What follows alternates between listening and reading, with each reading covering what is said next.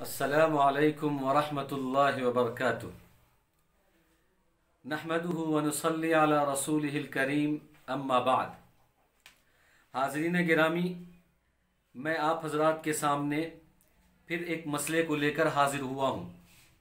मसला ये है कि हम जो आपस में एक दूसरे को सलाम करते हैं और सलाम करना चाहिए, उसकी फ़जीलत, सलाम करने की फ़जीलत है, इस पर मुस्तकिल जो है कभी आप हज़रात से बात करेंगे। लेकिन आज हमारा मौजू ये है कि हम जो एक दूसरे को सलाम करते हैं तो उसमें बहुत सारी गलतियां होती हैं, बहुत सारी ऐसी चीज़ें हैं जो सलाम करते वक्त नहीं करनी चाहिए।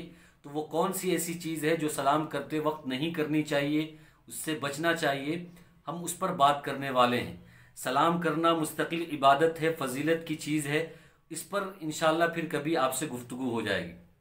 बहुत सारे लोग जब सलाम करते हैं तो सलाम करते वक्त हाथ उठाते हैं इस तरीके से, तो ये सलाम करते वक्त हाथ उठाना सही नहीं है। इसी तरीके से जब सलाम करते हैं तो बहुत से लोग ऐसे हैं जो सलाम का जवाब देने के बजाय सर हिला देते हैं।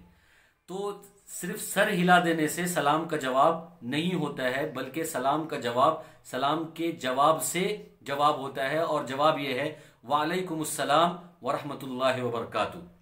इसी तरीके से हदीस के अंदर जो सलाम के अल्फाज मनकूल हैं और सलफ़ सालिहीन से जो शरीयत के अंदर सलाम के अल्फाज मनकूल हैं, अस्सलामु अलैकुम वरहमतुल्लाहि वबरकातुह, और जो जवाब है वालेकुमुस्सलाम वरहमतुल्लाहि वबरकातुह।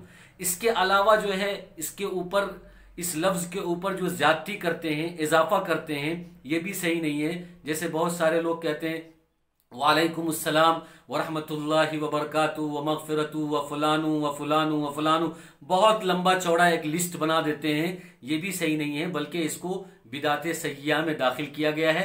अस्सलामु अलैकुम वरहमतुल्लाहि वबरकातुहू, वालेकुमुस्सलाम वरहमतुल्लाहि वबरकातुहू, इतना ही जो है सलाम करने और जवाब देने में साबित है। इससे ज़्यादा जो भी है वो सही नहीं है। इसी तरीके से बहुत सारे लोग सलाम सही तरीके से नहीं करते, उसके अल्फाज को सही तरीके से अदा नहीं करते। सामकुम, अस्सलामुकुम, तो अल्फाज अगर सही तरीके से अदा नहीं होगा तो सलाम नहीं होगा। इसलिए अल्फाज सही तरीके से अदा करना चाहिए। अस्सलामु अलैकुम पूरा तलफ़ुज़ अदा होना चाहिए, शुरू में हमज़ा भी अदा हो, सीन भी अदा हो। ये अगर हमज़ा कट गया, सीन कट गया, मीम कट गया तो सलाम सही तरीके से अदा नहीं होगा। इसी तरीके से फ़ुक़हा किराम ने किताब के अंदर लिखा है कि 3 जगहों पर उसूली तौर पर सलाम नहीं करना चाहिए, और वो 3 जगह अगर हम याद कर लें तो हमको समझ में आ जाएगा कि कहाँ पर सलाम करना चाहिए और कहाँ पर सलाम नहीं करना चाहिए। बहुत सारे लोग तो सलाम करते नहीं हैं, और जब बहुत सारे लोग ऐसे हैं जिनको सलाम करने का जो हैज़ा आता है तो वो कहीं पर भी सलाम करना शुरू कर देते हैं। ना हालत देखते हैं, ना मौका देखते हैं, ना महल देखते हैं, बस सलाम करने लगते हैं कहीं पर भी।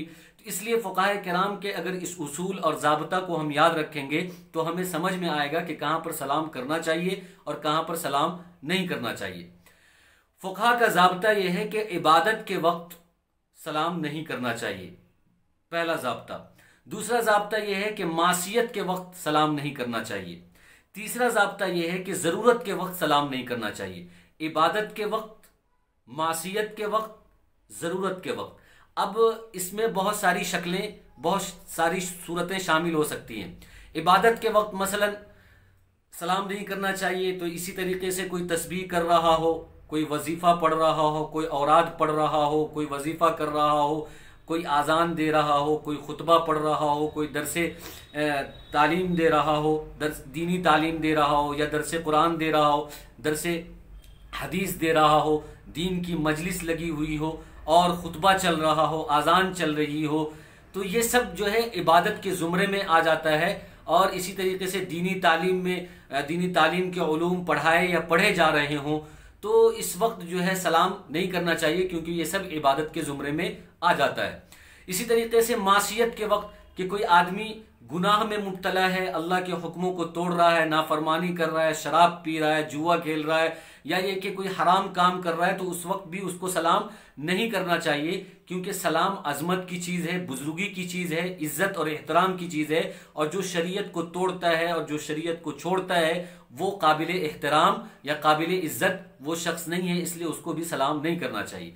इसी तरीके से ज़रूरत के ज़ुमरे में कोई आदमी इस्तिंजा करने के लिए या पेशाब पाखाना करने के लिए जो है जा रहा है, या उसके लिए लाइन लगाया हुआ है, या उसके लिए खड़ा है, इंतज़ार कर रहा है, तो उस वक्त भी सलाम नहीं करना चाहिए।